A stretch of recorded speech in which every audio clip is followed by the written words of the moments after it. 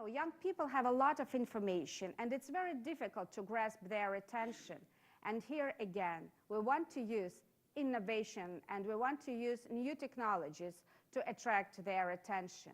And of course, we need to think how we can use what is widely used right now, social media, all that we mentioned several times, Twitter. We think that all the platforms like we have in Russia, Vkontakte, that might be used to reach young people, as well as SMS messages through cell phones.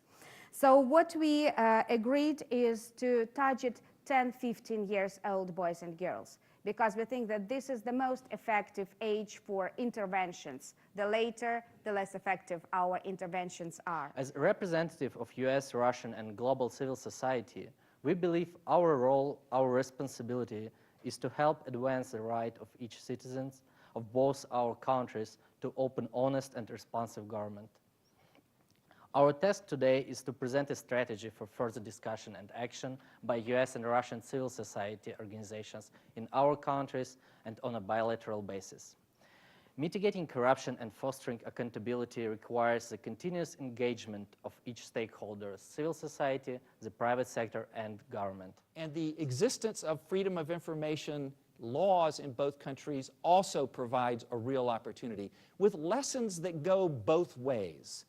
The Russian text of the law is actually stronger than the text of the US law in its coverage of public authorities and in specific provisions such as the court decisions openness. We will see how implementation works, but on its face, the statute is stronger. Now, the United States has 40 years of implementation experience with many lessons to learn, a group of lawyers and judges who are much more educated about the use of the law. Freedom of information is part of most lawyers' toolkit in the United States, not so yet in Russia. So we have, we believe, a two-way opportunity to improve both countries' implementation of this core human right, a fundamental human right of access to information.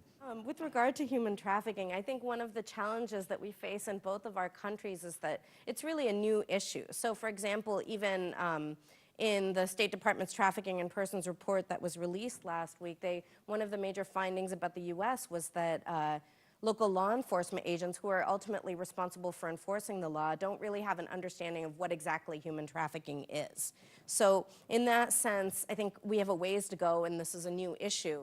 These reforms cannot be limited to investments in high-tech, technological innovations, and economic restructuring. They will not work, and multi-billion-dollar investments will be likely squandered without building a strong legal system and independent judiciary, protection of property rights, fighting corruption, creating competitive environment, and ensuring freedom of the media and robust civil society.